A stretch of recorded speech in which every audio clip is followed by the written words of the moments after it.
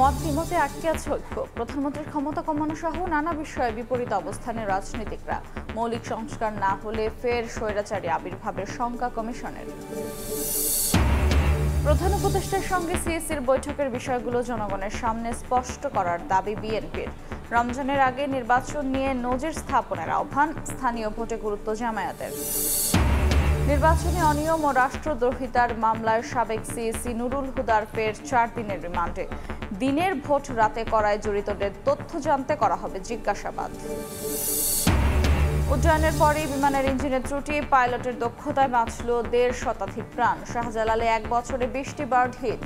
বাড়ছে আতঙ্ক, ঠেকাতে এখনই ব্যবস্থার আহ্বান।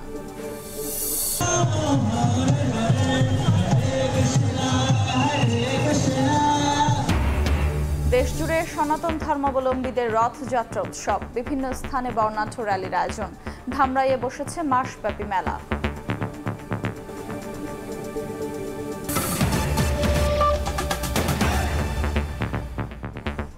সময় সংবাদের সঙ্গে আছে আমি আফরোজা মন্টুসী।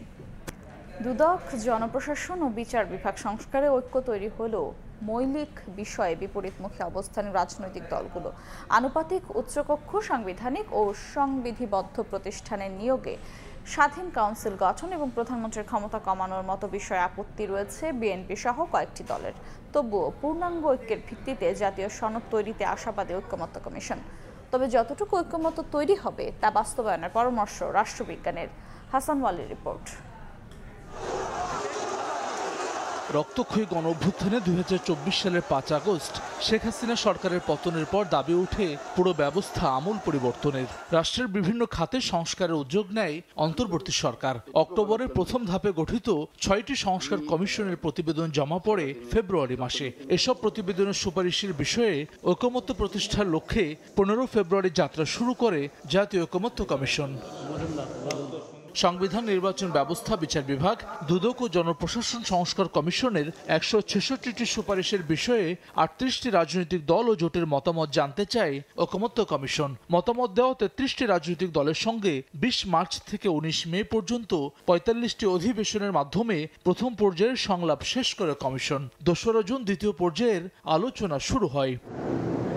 এসব আলোচনায় স্বৈরতন্ত্র টিকিয়ে রাখার অন্যতম উপাদান হিসেবে বিবেচিত 70 অনুচ্ছেদে রাজনৈতিক দলগুলোর ঐকমত্য তৈরি হয়েছে, যা বাস্তবায়ন হলে অর্থ বিল ও আস্থা ভোট বাদে বাকি বিষয়ে নিজ দলের বিপক্ষে ভোট দিতে পারবেন সংসদ সদস্যরা। এছাড়াও বিরোধী দল থেকে জনগুরুত্বপূর্ণ বিষয় সংক্রান্ত জাতীয় সংসদের স্থায়ী কমিটির সভাপতি নিয়োগ, নারীদের জন্য 100টি সংরক্ষিত আসনের বিষয়ে সবাই একমত হয়েছেন। তবে আনুপাতিক উচ্চকক্ষ, জাতীয় সাংবিধানিক কাউন্সিল গঠন এবং প্রধানমন্ত্রীর ক্ষমতা কমানোর মতো অন্যান্য মৌলিক সংস্কারে বিপরীতমুখী অবস্থানে দলগুলো। দ্বিতীয় দফার দীর্ঘ আলোচনায় এনসিসির পরিবর্তিত নাম, সাংবিধানিক ও সংবিধিবদ্ধ প্রতিষ্ঠানের নিয়োগ কমিটির প্রস্তাবেও সায় নেই বিএনপি সহ কয়েকটি দলের। এ ধরনের কমিটির নির্বাহী বিভাগের ক্ষমতা খর্ব করবে বলে মনে করে দলটি। প্রধানমন্ত্রী হিসেবে একজন ব্যক্তির সর্বোচ্চ 10 বছর মেয়াদ মানার শর্ত হিসেবে সাংবিধানিক ও সংবিধিবদ্ধ প্রতিষ্ঠানের নিয়োগ কমিটি বাদ দেওয়ার দাবি বিএনপির। অনেকের কাছে এটা ভাবাও কঠিন। যদিও জুলাইয়ের মধ্যে ঐকমত্য তৈরি করে সনদ তৈরির ব্যাপারে আশাবাদী ঐকমত্য কমিশনের অন্যতম সদস্য বদিউল আলম মজুমদার। কতগুলো আইন কানুন বিধিবিধান পরিবর্তন করে সংবিধানের সংশোধন করে পঞ্চদশ সংশোধনে যেমন দমন পীড়নের মাধ্যমে তিনি সর্বময় ক্ষমতার অধিকারী হয়েছিলেন। তো আমরা তো এগুলো যদি পরিবর্তন না করি আমার তো আবারও সেই স্বৈরাচারের পুনরাবির্ভাব ঘটতে পারে। আশাবাদী হতে চাই আমরা বাংলাদেশের ভবিষ্যতের স্বার্থে আমরা কতগুলো বিষয়ে ঐক্যমত্যে বুঝতে পারব। রাষ্ট্রবিজ্ঞানী অধ্যাপক সাব্বির আহমেদ মনে করেন, সমঝোতার মধ্য দিয়ে যতটুকু ঐকমত্য তৈরি হবে তা বাস্তবায়নেই জোর দেওয়া উচিত। এক্ষেত্রে জাতীয় স্বার্থে সব রাজনৈতিক দলকে ছাড় দেওয়ার পরামর্শ তার। ওনারা যদি 166টা পয়েন্টই আপনি ঐকমত চান, এটা হবে না কোনোদিন। বাংলাদেশ সমঝোতায় দুই পক্ষের মধ্যে যদি আপনি ছাড় না দেয় তাহলে তো এটা হবে না। অ্যাপ্রোচটা থাকতে হবে যে সবই হবে না, কিছু হইলেও আমি কিছু নিয়েই চলার পক্ষে, সামনে এগোনোর পক্ষে। যারা নির্বাচিত হবে, যারা নির্বাচনের বাইরে থাকবে, সবার দায়িত্ব হচ্ছে এটা। সংস্কার ও বিচার বিষয়ে পর্যাপ্ত অগ্রগতি হলে আগামী বছর রমজান অর্থাৎ ফেব্রুয়ারিতে নির্বাচনের সম্ভাব্য সময় ঘোষণার পর গতি এসেছে ঐকমত্য কমিশনের সংলাপে। হাসান ওয়ালি, সময় সংবাদ, ঢাকা। প্রধান উপদেষ্টার সঙ্গে সিএসির বৈঠকের বিষয়গুলো জনগণের সামনে স্পষ্ট করার দাবি জানিয়েছে বিএনপি। আগামী রমজানের আগেই নির্বাচন দিয়ে সরকারকে জাতির কাছে নজির স্থাপন করার আহ্বানও জানায় দলটি। রাজধানীতে আলাদা অনুষ্ঠানে কথা বলেন বিএনপির নেতারা। দাবি করেন বিএনপির নাম ভাঙিয়ে একটি সুবিধাবাদী চক্র অপকর্ম করছে। তাদের বিষয়ে সতর্ক থাকতে হবে। দ্রুত সংস্কার শেষে যৌক্তিক সময়ে নির্বাচন আয়োজনের দাবিও জানান নেতারা। রথযাত্রা উপলক্ষে শুক্রবার সকালে রাজধানীর নয়াপল্টনের কেন্দ্রীয় কার্যালয়ে আলোচনা সভার আয়োজন করে বাংলাদেশ পূজা উদযাপন ফ্রন্ট। এতে প্রধান অতিথি ছিলেন বিএনপির সিনিয়র যুগ্ম মহাসচিব রুহুল কবির রিজভী।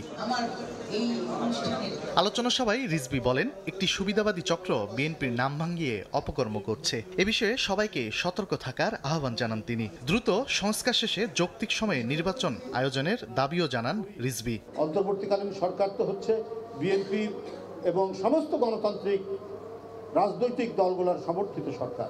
তারা সংস্কার করে দ্রুত নির্বাচন তারা দিবেন, বা দ্রুত নির্বাচন নয়, যৌক্তিক সময়ের মধ্যে নির্বাচন তারা দেবেন।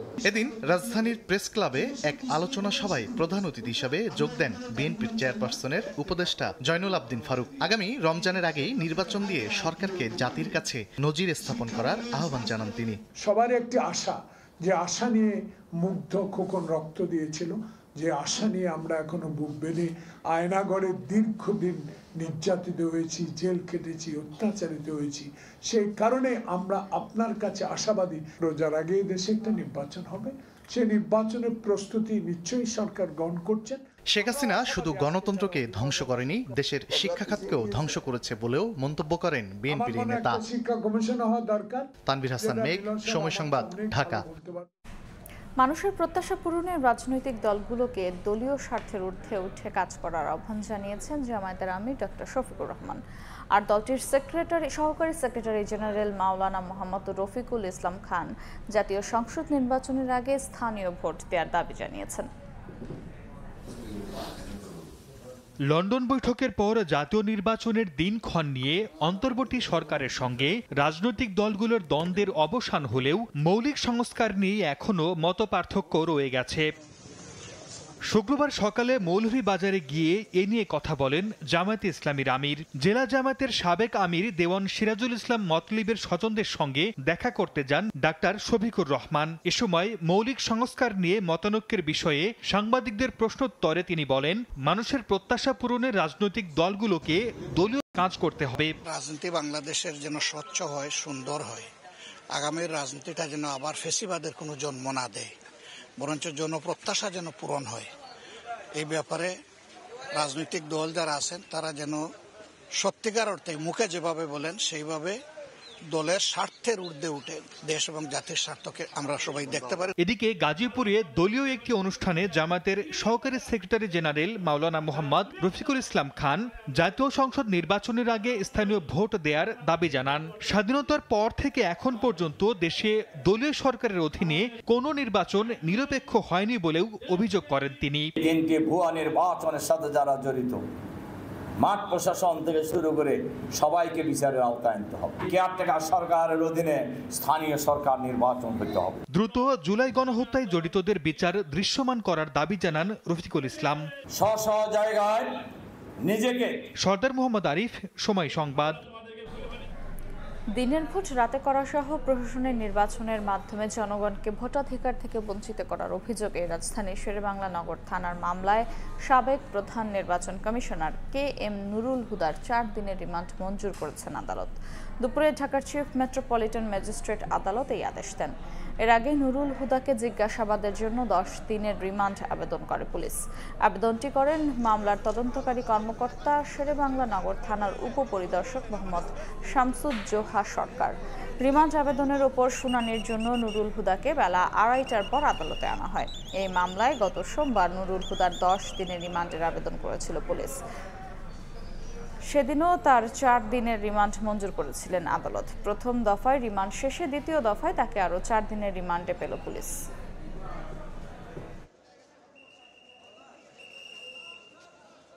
তাকে প্রাথমিক জিজ্ঞাসাবাদে আমরা যে তথ্যগুলো পেয়েছি সেই তথ্যগুলোকে আরও যাচাই করার জন্য এবং সারা বাংলাদেশে তিনি যে এই যে দিনের ভোট রাতে করেছেন তার সঙ্গে তার কারা কারা জড়িত এবং সরকারের সঙ্গে তার কি ধরনের সমঝোতা এবং কিভাবে তিনি অর্থগুলো ব্যয় করেছেন এবং ডিসি এসপি সহ সকল রিটার্নিং অফিসার প্রিসাইডিং অফিসারের সঙ্গে এবং দাপ্তরিক কাজে কারা জড়িত ছিল সচিব সহ বিভিন্ন নির্বাচন কমিশনের আরও যে বিষয়গুলো এখানে জড়িত আছে সেই জন্য তাকে আরও জিজ্ঞাসাবাদ করার প্রয়োজন।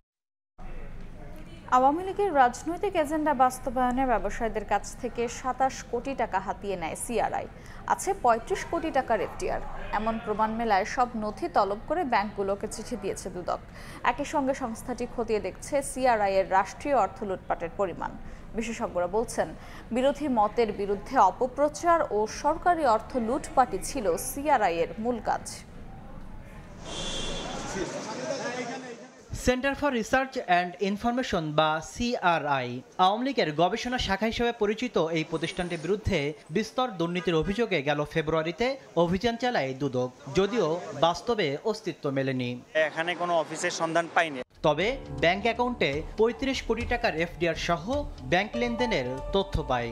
এরপর গেল কয়েক মাস ধরে দুদকের অনুসন্ধানে মিলেছে ২৭ কোটি ৬৩ লাখ টাকা ২৪ ব্যবসায়ীর কাছ থেকে গ্রহণের প্রমাণ, যার ভিত্তিতে বিভিন্ন ব্যাংকের কাছে নথি চেয়ে চিঠি পাঠিয়েছে দুদক। দুদকের অভিযোগে বলা হয়, সিআরআই এর উচ্চ পদে জয়, পুতুল, ববি থাকায় যুবকদের দক্ষতা বৃদ্ধির নামে সরকারের বিভিন্ন প্রকল্পের অর্থে কনসার্ট সহ নানাভাবে নয়ছয় করে, যা খতিয়ে দেখছে দুদকের অনুসন্ধানকারী দল। বিভিন্ন রাজনৈতিক এজেন্ডা বাস্তবায়নে সহযোগিতার মাধ্যমে রাষ্ট্রীয় অর্থের ক্ষতি সাধনের। দুদকের আইন বিভাগের সাবেক এই মহাপরিচালক মনে করেন, ব্যবসায়ীদের কাছ থেকে চাঁদা কিংবা সরকারি অর্থ বরাদ্দের নেপথ্যের কারণগুলো বের করতে হবে দুদককে।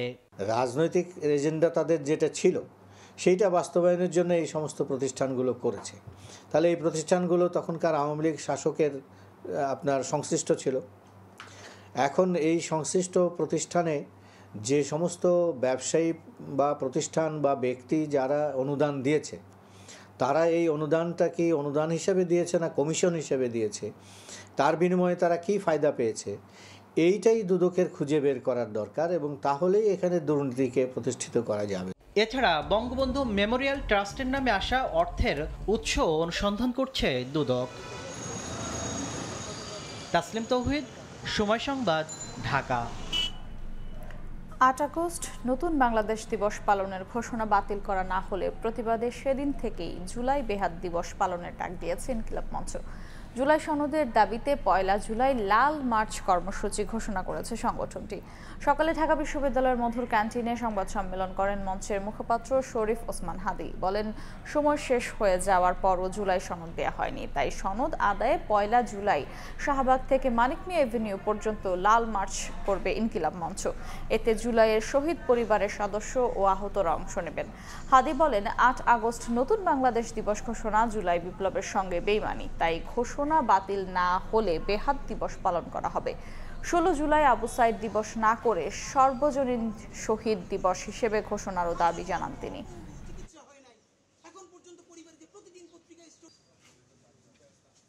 ৫ আগস্টের পরে আর কোনো দিবস থাকবে না। আর যদি রাষ্ট্র নতুন বাংলাদেশ দিবস কর্মসূচি পালন করে, তাহলে প্রত্যেকটা ডিসি অফিস, ইউনো অফিস এবং বাংলাদেশে আমরা সচিবালয়ের সামনে গিয়া কালো পতাকা নিয়ে বিপ্লব বেহাত দিবস পালন করব। ইনকিলাব মঞ্চ জুলাই সনদ আদায়ের দাবিতে লাল মার্চ ঘোষণা করা হয়েছে। শাহবাগ জাতীয় জাদুঘরের সামনে থেকে বিকেল ৪টায় মানিক মিয়া এভিনিউয়ে এইখানে ছাত্র জনতা মানিক মিয়া এভিনিউয়ে রওনা করবে জুলাই সনদ আদায়ের দাবিতে। চট্টগ্রাম বন্দর রাষ্ট্রীয় দায়িত্বে পরিচালনা ও রাখাইনে করিডোর দেওয়ার উদ্যোগ বন্ধের দাবিতে Dhaka to Chittagong road march করছে বিভিন্ন বামপন্থী প্রগতিশীল রাজনৈতিক দল ও সংগঠন। সকালে জাতীয় প্রেস ক্লাবের সামনে থেকে রোড মার্চ শুরু হয়। এর আগে এক সমাবেশে নেতারা বলেন, চট্টগ্রাম বন্দর কোনোভাবেই বিদেশিদের হাতে দেওয়ার সুযোগ নেই, যে কোনো মূল্যে জাতীয় সম্পদ রক্ষা করতে হবে। এছাড়া রাখাইনে করিডোর দেওয়ার উদ্যোগ দেশের সার্বভৌমত্বের ওপর হুমকি বলে মন্তব্য করেন বক্তারা।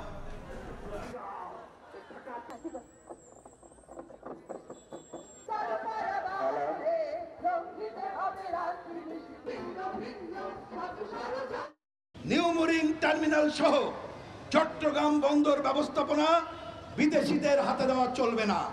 বন্দরের মাফিয়াতন্ত্র উচ্ছেদ করে দক্ষ ও দুর্নীতিমুক্ত অবস্থা নিশ্চিত করে চট্টগ্রাম বন্দর কর্তৃপক্ষের নিয়ন্ত্রণ প্রতিষ্ঠা করতে হবে। রাষ্ট্রীয় ব্যবস্থাপনায় বন্দর পরিচালনা করতে হবে। মুসলিমদের উপর ইসরায়েলি আগ্রাসনের প্রতিবাদে বিক্ষোভ সমাবেশ ও মিছিল করেছে বাংলাদেশ খেলাফত মজলিস। জাতীয় মসজিদ বায়তুল মোকাররমে জুমার নামাজ শেষে বিক্ষোভ মিছিল বের করে ঢাকা উত্তর ও দক্ষিণ সিটি খেলাফতের নেতাকর্মীরা। মিছিল থেকে ইসরায়েলি সন্ত্রাসী কার্যক্রমের প্রতিবাদ জানান অংশগ্রহণকারীরা। বায়তুল মোকাররমের দক্ষিণ গেট থেকে শুরু হয়ে মিছিলটি পল্টন মোড় হয়ে বিজয়নগরে গিয়ে শেষ হয়। এর আগে এক সংক্ষিপ্ত সমাবেশে নেতারা বলেন, ইসরায়েল কাপুরুষের মতো ইরানে হামলা করেছে। অবিলম্বে বিশ্বের মুসলিম রাষ্ট্রগুলোকে ইসরায়েলের আগ্রাসনের বিরুদ্ধে রুখে দাঁড়াতে আহ্বান জানান বক্তারা।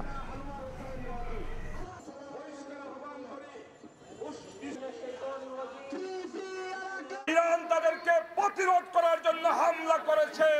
মাত্র 12 দিনের যুদ্ধে ইসরায়েল লাশ গুটিয়ে পালাতে বাধ্য হয়েছে। ইরান আমাদেরকে দেখিয়ে দিয়েছে, আমি মুসলিম বিশ্বকে শুধু হুঙ্কার আর প্রতিবাদ করলে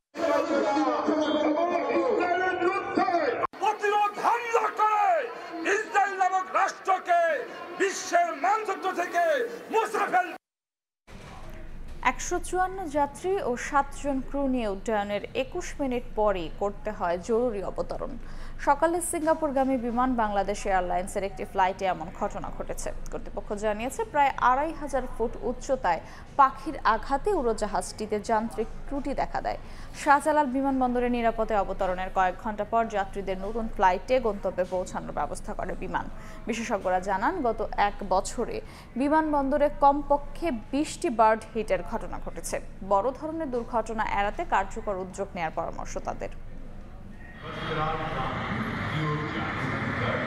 গত 12 জুন লন্ডনের উদ্দেশ্যে যাত্রা করা এয়ার ইন্ডিয়ার একটি বিমান ভারতের আহমেদাবাদ থেকে উড্ডয়নের কয়েক মিনিটের মধ্যেই বিধ্বস্ত হয়। প্রাণ হারান 241 যাত্রী। বোয়িং 787-800 ড্রিমলাইনার মডেলের বিমানটি বার্ড হিট সহ নানা কারণে দুর্ঘটনা ঘটতে পারে বলে ধারণা করা হয়।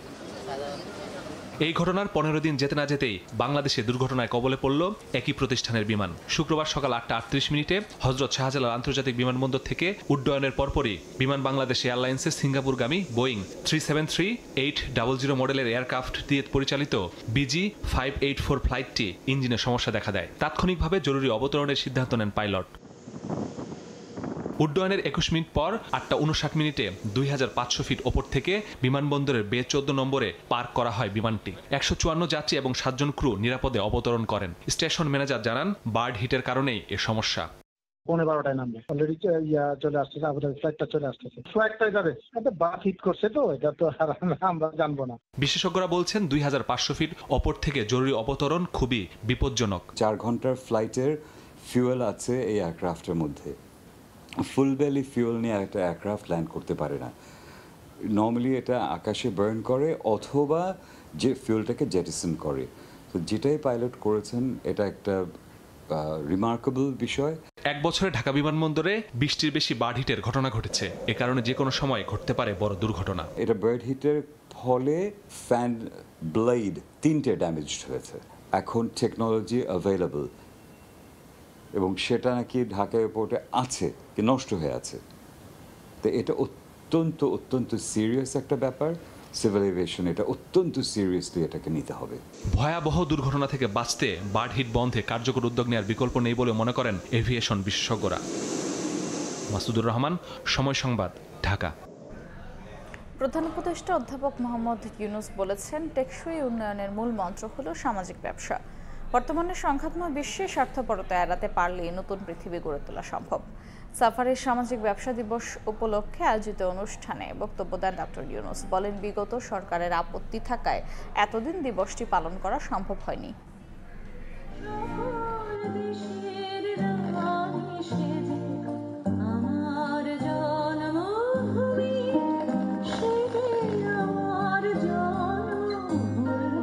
সাভারের জিরাবতে প্রথমে জাতীয় সঙ্গীত ও পরে সাংস্কৃতিক পরিবেশনার মাধ্যমে শুরু হয় সামাজিক ব্যবসা দিবস পালনের অনুষ্ঠান। শুক্রবার প্রথম দিনের আয়োজনে অংশ নেন 38টি দেশের শিক্ষার্থী, উদ্যোক্তা ও বিভিন্ন পেশাজীবী। বক্তব্য রাখেন বাংলাদেশে জাতিসংঘের আবাসিক সমন্বয়ক, বিশ্ব ব্যাংকের কর্মকর্তা ও কয়েকজন সফল বিদেশি উদ্যোক্তা। উদ্বোধনী বক্তব্যের শুরুতে প্রধান উপদেষ্টা ডক্টর মোহাম্মদ ইউনূস বলেন, বিগত সরকারের আপত্তি থাকায় সামাজিক ব্যবসা দিবস পালন করা সম্ভব হয়নি। This was built for Social Business Day, but you couldn't hold that Social Business Day. Not because we are not ready, because government will not allow to make it happen. What a strange way. This is nothing to do with anything government should worry about, but we are not allowed to hold this. So this is the first time we are holding Social Business Day in this facility. বর্তমান বিশ্ব স্বার্থপরতা দিয়ে গড়ে উঠেছে উল্লেখ করে প্রধান উপদেষ্টা বলেন, ভুল পথে চলার এই যাত্রা ধ্বংসের মাধ্যমে শেষ হবে। এই অবস্থায় অনুদানের মাধ্যমে নয়, সামাজিক ব্যবসার মাধ্যমে জনগণের স্বাস্থ্য সেবা নিশ্চিত করতে হবে। We say selfishness is very much in us. Message is we are on the wrong path. If you keep on pursuing this path, all we end up with massive disaster. It's not something we have to overnight destroy everything. You're just slowly moving in a different direction, that's all. তরুণরা বাংলাদেশকে অন্ধকার থেকে আলোতে নিয়ে এসেছে বলেও মন্তব্য করেন ডক্টর ইউনূস। নতুন পরিকল্পনা নিয়ে সবাইকে কাজ শুরুর আহ্বান জানান তিনি। And Bangladesh did something fantastic. Despite all the gloomy world, they have done amazing things. Young people came out. They said enough is enough. Get out. They gave their life. In a very short period, few days, they moved the country from extreme darkness to the bright light. And that's the young people. So let this Social Business Day bring change not only one country, it's a whole world, whole civilization. We can do it. Let's make it happen. পরে সামাজিক ব্যবসা দিবস উপলক্ষে আয়োজিত মেলার বিভিন্ন stall পরিদর্শন করেন ডক্টর মোহাম্মদ ইউনূস। নাজমুস সালেহী, সময় সংবাদ, ঢাকা। সময় সংবাদে আরো থাকছে। চট্টগ্রামের লালখানে একটি ক্লিনিকে অক্সিজেন সিলিন্ডার বিস্ফোরণ, রোগীদের চট্টগ্রাম মেডিকেলে স্থানান্তর, কোনো হতাহতের ঘটনা ঘটেনি।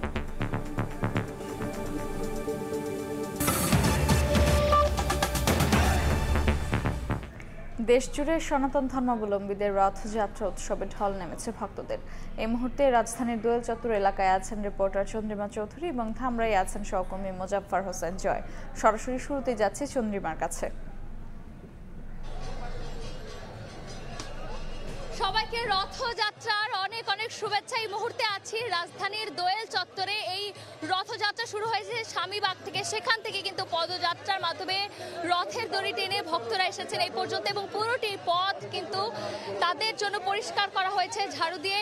এবং এই মাত্রই কিন্তু একটি দল কীর্তন করতে করতে গেলেন রথের কাছে এবং রথ থেকে কিন্তু ফল প্রসাদ বিতরণ করা হচ্ছে। একই সাথে ভক্তদের জন্য রয়েছে জলের ব্যবস্থা এবং দূর দূরান্ত থেকে ভক্তরা এসে এখানে যুক্ত হয়েছেন, একত্রিত হয়েছেন। এবং এই রথযাত্রা শুধুমাত্র সনাতন ধর্মাবলম্বীদের একটি উৎসব নয়, বরঞ্চ একটি পুরান ঢাকা এবং ঢাকাতে যারা ধর্মাবলম্বী রয়েছেন, সনাতন ধর্মাবলম্বীর পাশাপাশি অন্য ধর্মের মানুষরা সকলের এক মেলবন্ধনের জায়গা। কারণ সব প্রান্ত থেকে মানুষ এখানে এসে জড়ো হয় এবং এক বর্ণিল র্যালির মাধ্যমে কিন্তু এখানে নিয়ে যাওয়া হচ্ছে জগন্নাথের বিগ্রহকে।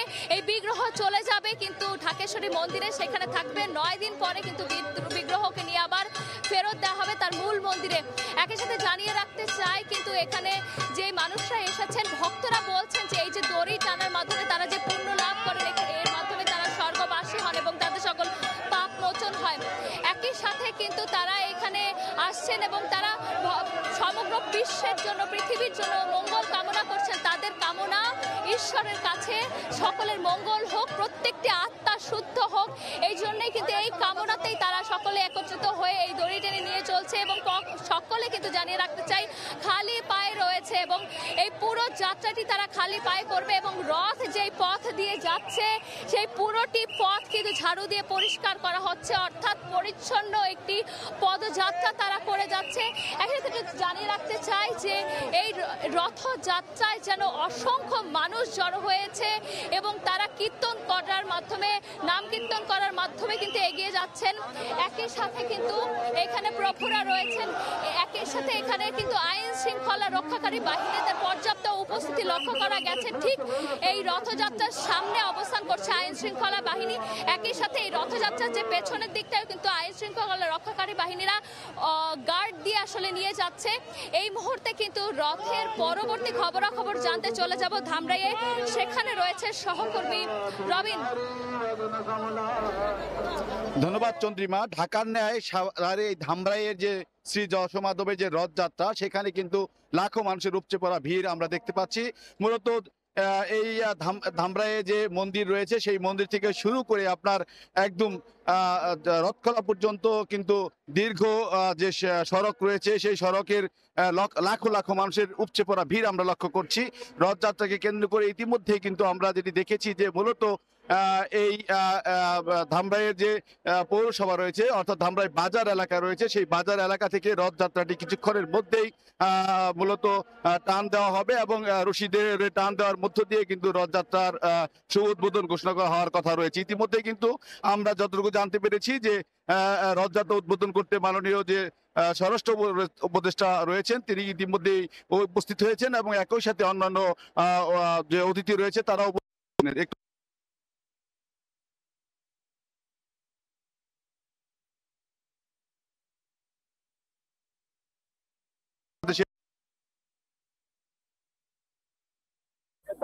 বংশ পরম্পরায় যে রথ উৎসব পালন করে করা হচ্ছে,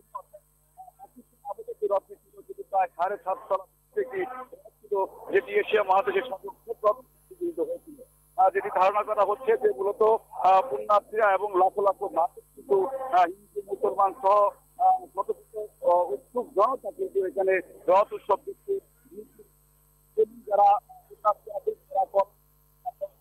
বিভিন্ন ফলের মধ্য দিয়ে যখন রথে রশি টানা হবে তখন সেই মনে বাসনা আছে তা পূর্ণ হওয়ার ভাষণায় কিন্তু তারা তুলে মারবেন রথকে লক্ষ্য করে এবং সেই লক্ষ্য পূরণের উদ্দেশ্যে মনোবাসনা হওয়ার লক্ষ্যে কিন্তু আর্চনার লক্ষ্যে কিন্তু অনেক পুণ্যার্থী বিদেশ থেকেও এখানে আগমন ঘটেছে বলে আমরা জানতে পেরেছি। মূলত ধামরাইয়ের রথ উৎসবকে কেন্দ্র করে কিন্তু এখন লাখো লাখো মানুষের ভিড় আমরা লক্ষ্য করছি এবং রশিদে কিন্তু এই রথ উৎসবের শুভ সূচনা করা হবে এবং 9 দিন পর কিন্তু উল্টো রথ যাত্রার মধ্য দিয়ে এই আনুষ্ঠানিকতা শেষ হবে। কিন্তু ধামরাইয়ে যে মেলা রয়েছে অর্থাৎ যে উৎসব রয়েছে সেই উৎসব চলবে দীর্ঘ 1 মাস ব্যাপী। তো রথ উৎসবকে কেন্দ্র করে ধামরাই রথখোলা থেকে আমার কাছে এই ছিল রথ উৎসবের সর্বশেষ তথ্য।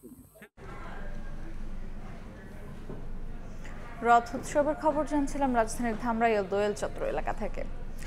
মাকে হাসপাতালে নিতে গিয়ে এইচএসসির বাংলা প্রথম পত্র পরীক্ষা দিতে না পারা শিক্ষার্থীকে পরীক্ষার সুযোগ দেওয়ার বিষয়টি বিবেচনা করা হচ্ছে।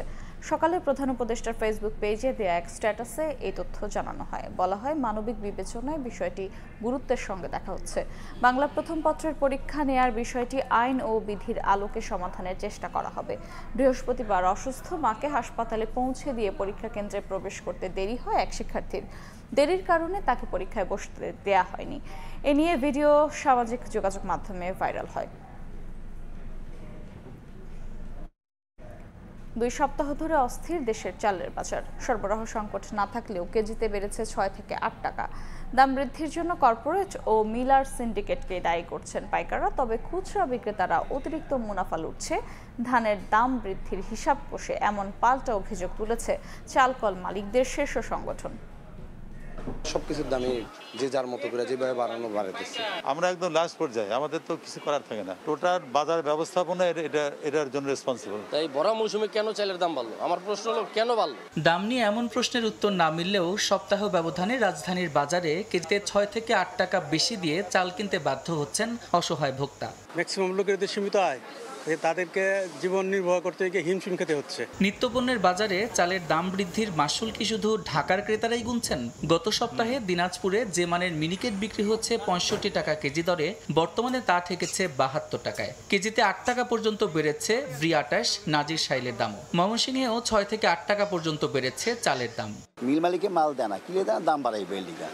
তা এখানে কি কিছু করা আছে আড়তদারের বা দোকানদারের? আমাদের নাভিশ্বাস হয়ে গেছে, আমরা যারা ছোট ফ্যামিলি চলতে পারি না। বার্ডেন হয়েছে, কষ্টকর হয়ে যাচ্ছে আমাদের জন্য, বাজেট ফেল হয়ে যাচ্ছে। পর্যাপ্ত সরবরাহের পরও বাড়তি দামের যৌক্তিকতা খুঁজে পাচ্ছেন না স্বয়ং বিক্রেতারাও। চালদার শেষ হয়ে যায়নি, বারবার যদি আপনি ঘাটতি পড়ে তখন পর্যাপ্ত পরিমাণে চাল সরবরাহ আছে, এটা আমরা দেখি। কিন্তু যে ব্যাপার সমস্যা যেটা হচ্ছে, বেশি মূল্যে কিনতে হচ্ছে। এই অবস্থায় ভোক্তাকে স্বস্তি দিতে ঊর্ধ্বমুখী বাজার নিয়ন্ত্রণের উপায় কি? এমন প্রশ্নে পাইকাররা বলছেন, কর্পোরেট কোম্পানি ও মিল পর্যায়ে সরকারি অভিযান বাড়ালে কমে আসবে দাম। বড় বড় কোম্পানি হওয়াতে এখন টাকার বস্তা নিয়ে যাই মোকামে যাই ধান কিনতে, কাছে থেকে বেশি ধানের দাম তারাই বাড়াই গেছে। মিলগুলাতে এবং কর্পোরেট কোম্পানি মনিটরিং করা হয়, সেই ক্ষেত্রে হয়তো বাজারটা একটা স্বাভাবিক পর্যায়ে চলে আসবে। তবে মিল মালিকদের শীর্ষ সংগঠনের দাবি, খুচরা বিক্রেতাদের অতি মুনাফার বলি হচ্ছেন ভোক্তা। যুক্তি হিসেবে বলছেন, মোটা ধানের দাম কেজিতে বেড়েছে 1 টাকা, সেখানে চালের দাম বাড়তে পারে 70 পয়সা। আর চিকন ধানের দাম কেজিতে 2 টাকা বাড়ায় চালের দাম বাড়তে পারে সর্বোচ্চ 3 টাকা। কিন্তু খুচরা বাজারে মিলছে ভিন্ন হিসাব। বাজারে যেহেতু ধানের দাম 2 টাকা বেড়েছে, যে ধানটা সেই ধানটা চালের দাম বাড়বে হলো 3 থেকে 3.25 টাকা আমাদের মিল রেটে।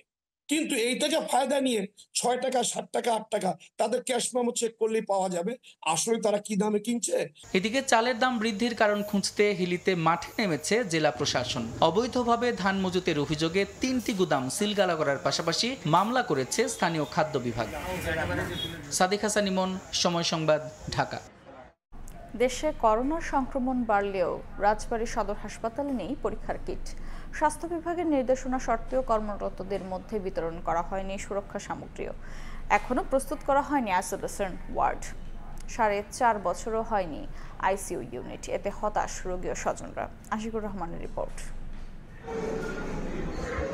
করোনার লক্ষণ নিয়ে রাজবাড়ী সদর হাসপাতালে এসেছেন ধুনচি গোদারবাজার এলাকার মাহফুজুর রহমান পাভেল। কিন্তু পরীক্ষার কোনো কিট না থাকায় চিকিৎসকের পরামর্শে শুধু রক্তের সিবিসি পরীক্ষা করে ফিরতে হয় তাকে।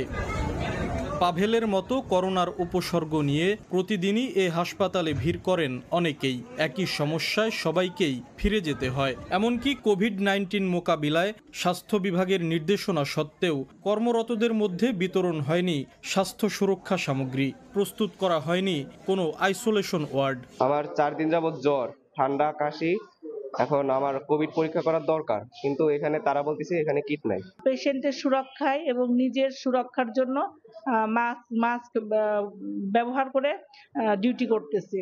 করোনা ভাইরাস মোকাবিলায় ইআরপিপি প্রকল্পের আওতায় হাসপাতালটিতে আইসিইউ ইউনিটের কাজ শুরু হয় 2020 সালের শেষের দিকে। এখনও শেষ হয়নি নির্মাণ কাজ, অথচ হাসপাতালের প্রবেশপথেই টাঙিয়ে রাখা হয়েছে আইসিইউ সেবার সাইনবোর্ড। এ নিয়ে ক্ষুব্ধ স্থানীয়রা। সাধারণ রোগীদেরকে এই আইসিইউর কথা এখানে সাইনবোর্ড দেখে আসে, কিন্তু সমস্ত রোগী ফরিদপুর এবং ঢাকা রিফার করে দেওয়া হয়। ঢাকাতে বা ফরিদপুর রিফার করার সঙ্গে যখন যায়, ওটা যাওয়ার পথেই সে পেশেন্টগুলো মারা যায়। আমাদের দাবি সদর হাসপাতালের আইসিইউ ব্যবস্থা দ্রুত চালু করা হোক। হাসপাতাল কর্তৃপক্ষ বলছে করোনা শনাক্তকরণ কিট চেয়ে ঊর্ধ্বতন মহলে চিঠি দেয়া হয়েছে। আমরা কিটের চাহিদা দিচ্ছি, আশা করছি যে খুব শীঘ্রই আমরা এই কিটটা পেলে আমরা পরীক্ষাটাও শুরু করতে পারব। রাজবাড়ী সদর হাসপাতালে প্রতিদিন গড়ে অন্তত 1000-এর বেশি মানুষ স্বাস্থ্যসেবা নেন। আশিকুর রহমান, সময় সংবাদ। অক্সিজেন সিলিন্ডার বিস্ফোরণের ঘটনা ঘটেছে, তবে এতে হতাহতের কোনো ঘটনা ঘটেনি। দুপুরে লালখান বাজার এলাকায় মমতানগর মাতৃসদনে হঠাৎ অক্সিজেনের একটি সিলিন্ডার বিস্ফোরণ হয়। এতে সেখানে থাকা ব্যান্ডেজ ও তুলায় আগুন ধরে যায়। এ সময় ক্লিনিকে গাইনি সহ অন্তত 35 জন রোগী ছিলেন। ধোঁয়ায় আতঙ্ক ছড়িয়ে পড়ে রোগী ও স্বজনদের মাঝে। পরে নিজস্ব ব্যবস্থাপনায় ক্লিনিক কর্তৃপক্ষ আগুন নেভায়। রোগীদের অ্যাম্বুলেন্স করে চট্টগ্রাম মেডিকেল কলেজ হাসপাতালে স্থানান্তর করা হয়।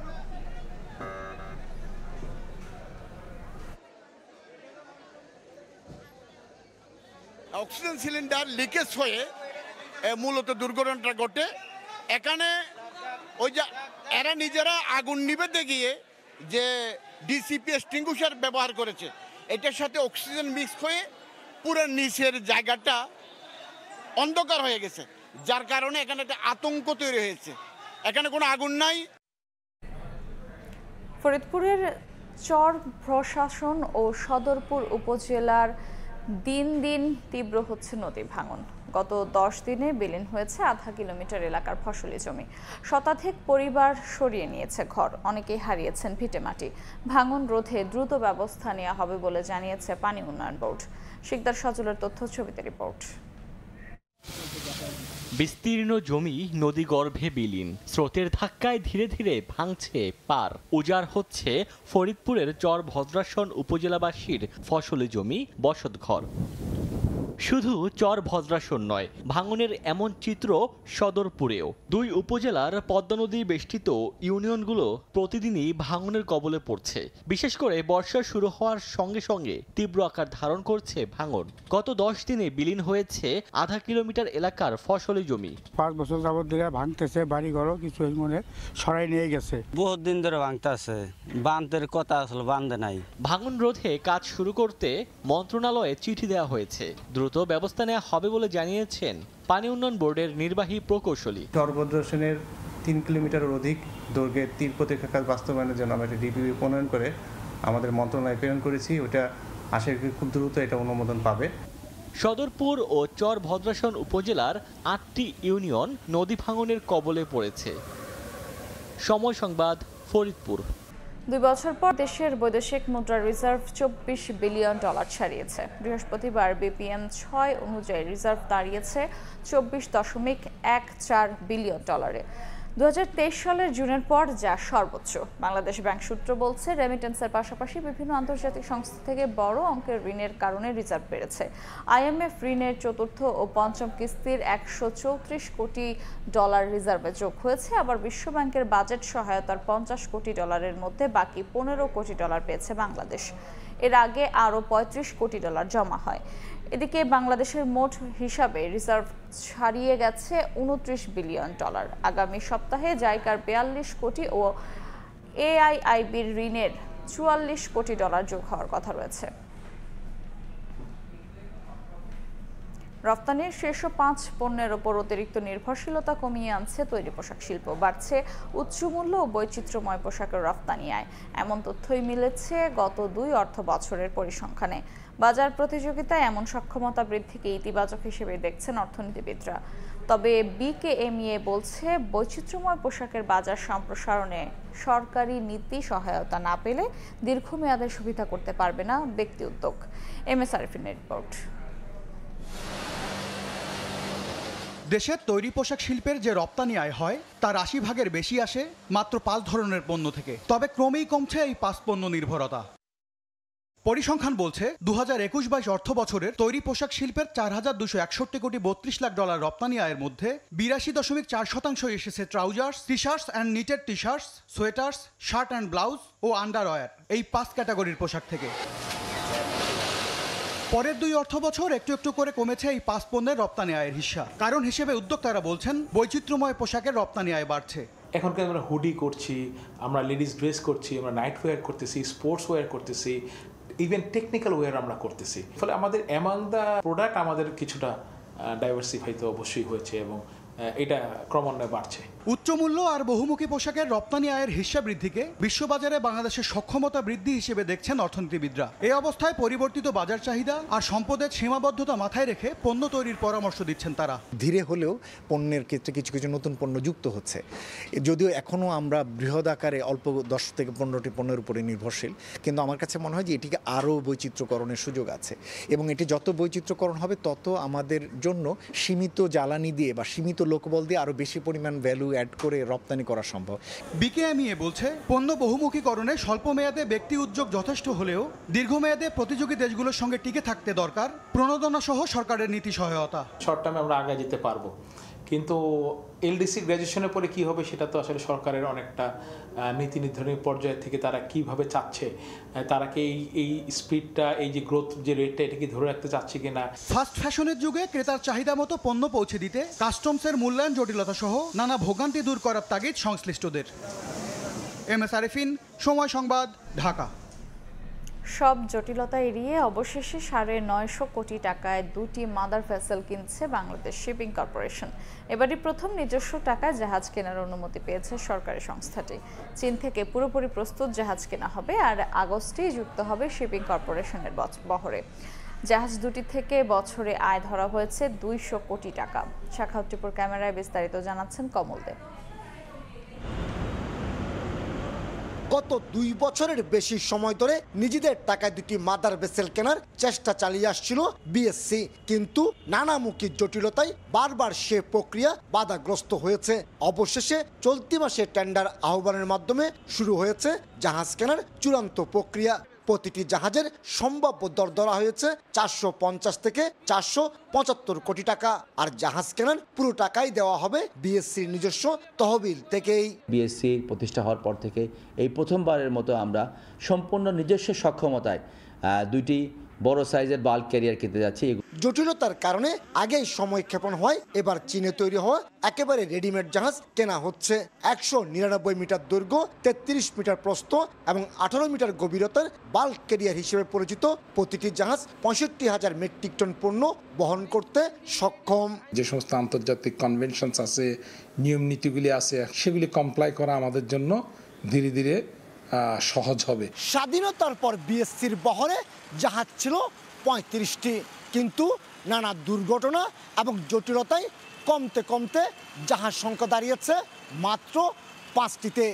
চলতি বছরে যুক্ত হচ্ছে 950 কোটি টাকা দামের 2টি জাহাজ, আর তাতে কর্মসংস্থান হবে অন্তত 100 নাবিকের।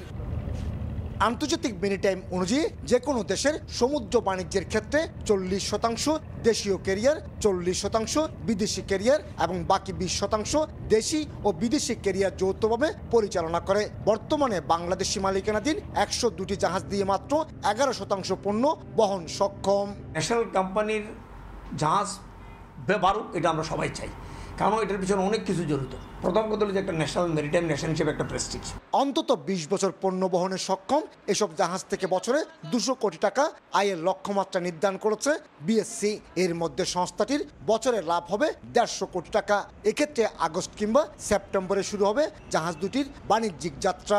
জুলাই মাসের মধ্যে আমরা টেন্ডার ইভ্যালুয়েশন কমপ্লিট করে আশা করছি অগস্ট মাসে যে কোনো সময় এই 2টা জাহাজ আমাদের ফ্লিটের বহরে সংযুক্ত হবে বলে আশা করছি। চীন সরকারের আর্থিক সহায়তায় সবশেষ 2018 এবং 2019 সালে 1843 কোটি টাকায় 3টি করে মোট 6টি জাহাজ কিনেছিল বাংলাদেশ শিপিং কর্পোরেশন। কমল দে, সময় সংবাদ, চট্টগ্রাম। সন্ত্রাসী কর্মকাণ্ডের সঙ্গে জড়িত থাকার অভিযোগে মালয়েশিয়ার 36 বাংলাদেশিকে আটক করা হয়েছে। দেশটির স্বরাষ্ট্রমন্ত্রী জানান, সেলাঙ্গুর এবং জোহর রাজ্যে গত 24 এপ্রিল থেকে শুরু হওয়া অভিযানে 3 ধাপেই আটকের ঘটনা ঘটে। এক বিবৃতিতে জানানো হয়, আটককৃতদের মধ্যে 5 জনের বিরুদ্ধে সন্ত্রাসবাদ সম্পর্কিত অপরাধের সঙ্গে জড়িত থাকার অভিযোগ আনা হয়েছে। অন্য 15 জনের বিরুদ্ধে নির্বাসনের আদেশ জারি করা হয়েছে। বাকি 16 জনের বিরুদ্ধে উগ্রপন্থী সংগঠনের সঙ্গে জড়িত থাকার অভিযোগ তদন্তাধীন রয়েছে।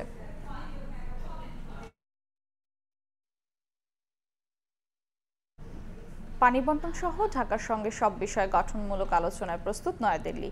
ভারতের পররাষ্ট্র মন্ত্রণালয়ের সাপ্তাহিক ব্রিফিংয়ে কথা জানিয়েছেন মুখপাত্র Randhir Jaiswal. Both India and Bangladesh, we share 54 rivers.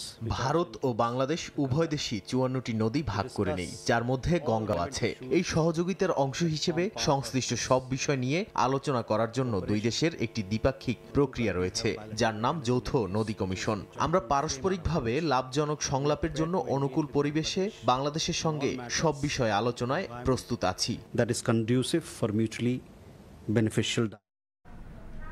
পরমাণু চুক্তি নিয়ে যুক্তরাষ্ট্রের সঙ্গে আলোচনায় বসার কোনো পরিকল্পনা নেই ইরানের। এই ইস্যুতে ওয়াশিংটনের সঙ্গে কোনো কথা হয়নি বলে মন্তব্য করেছেন দেশটির পররাষ্ট্রমন্ত্রী আব্বাস আরাকচি। এর আগে প্রেসিডেন্ট ডোনাল্ড ট্রাম্প ঘোষণা দেন আগামী সপ্তাহে বৈঠকে বসবে ইরান ও যুক্তরাষ্ট্র। এদিকে ইসরায়েলের প্রতিরক্ষা মন্ত্রী জানান, যুদ্ধের সময় ইরানের সর্বোচ্চ ধর্মীয় নেতা আয়াতুল্লাহ খামেনিকে হত্যার পরিকল্পনা ছিল তেল আবিবের। ইসরায়েলের সঙ্গে যোগ দিয়ে সংঘাতের এক পর্যায়ে ইরানের প্রধান পারমাণবিক স্থাপনায় বিমান হামলা চালিয়ে তা ধ্বংস করে দেওয়ার দাবি করেন যুক্তরাষ্ট্রের প্রেসিডেন্ট ডোনাল্ড ট্রাম্প। যদিও বিভিন্ন আন্তর্জাতিক সংস্থা বলছে ওই হামলার পর তেজস্ক্রিয়তা ছড়িয়ে পড়ার স্পষ্ট প্রমাণ পাওয়া যায়নি। স্থানীয় সময় বৃহস্পতিবার মার্কিন প্রতিরক্ষা মন্ত্রী পিট হেগসেট জানান, ইরান গোপনে ইউরেনিয়াম সরিয়েছে এমন কোনো গোয়েন্দা তথ্য তার হাতে নেই। দাবি করেন, সবকিছু যেখানে থাকার কথা সেখানেই ছিল।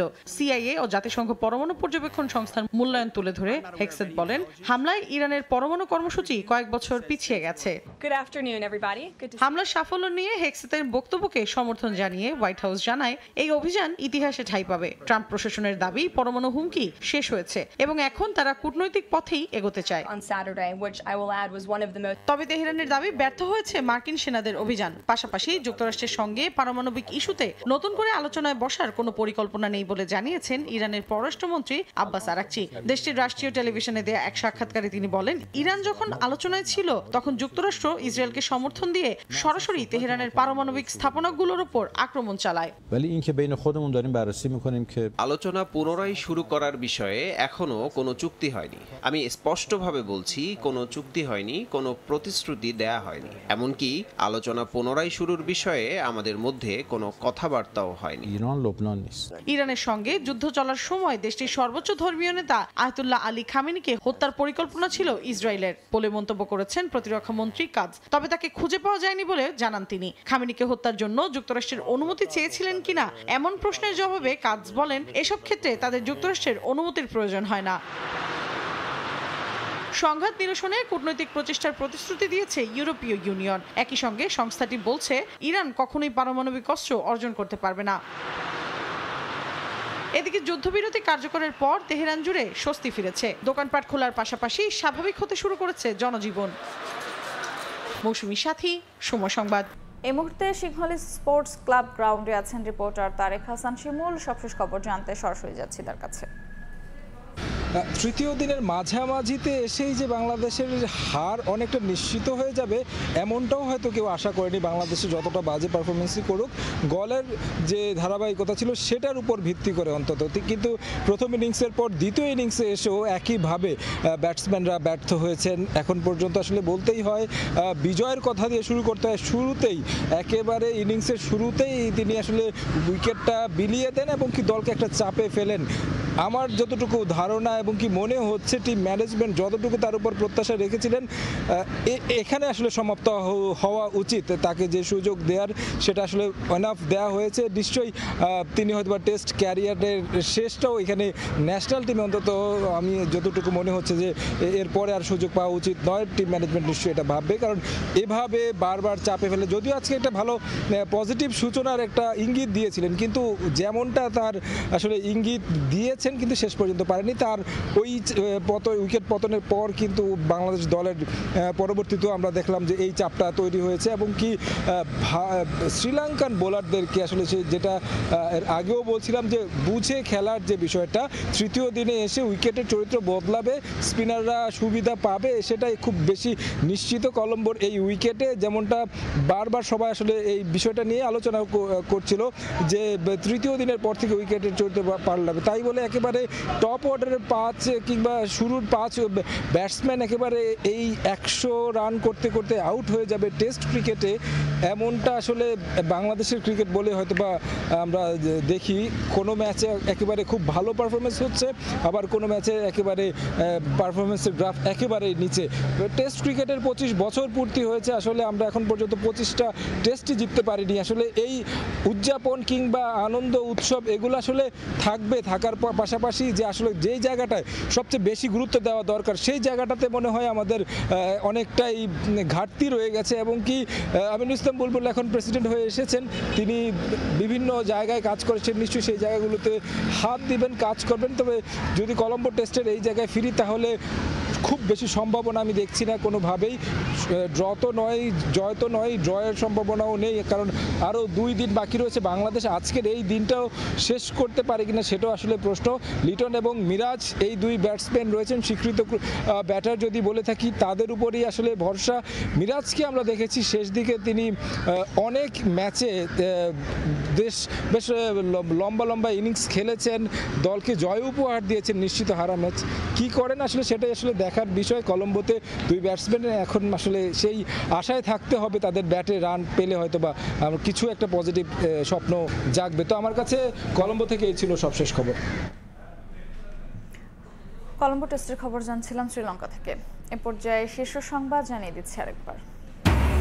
মতবিমতে আটকে আছে ঐক্য, প্রধানমন্ত্রীর ক্ষমতা কমানো সহ নানা বিষয়ে বিপরীত অবস্থানের রাজনীতিকরা। মৌলিক সংস্কার না হলে ফের স্বৈরাচারী আবির্ভাবের শঙ্কা কমিশনের। প্রধান উপদেষ্টা সিইসি বৈঠকের বিষয়গুলো জনগণের সামনে স্পষ্ট করার দাবি বিএনপির। রমজানের আগে নির্বাচন দিয়ে নজির স্থাপনের আহ্বান নেতাদের, স্থানীয় ভোটে গুরুত্ব জামায়াতের। এবং নির্বাচনে অনিয়ম ও রাষ্ট্রদ্রোহিতার মামলায় সাবেক সিইসি নুরুল হুদা ফের 4 দিনের রিমান্ডে। রাতের ভোটে জড়িতদের তথ্য পেতে করা হবে জিজ্ঞাসাবাদ।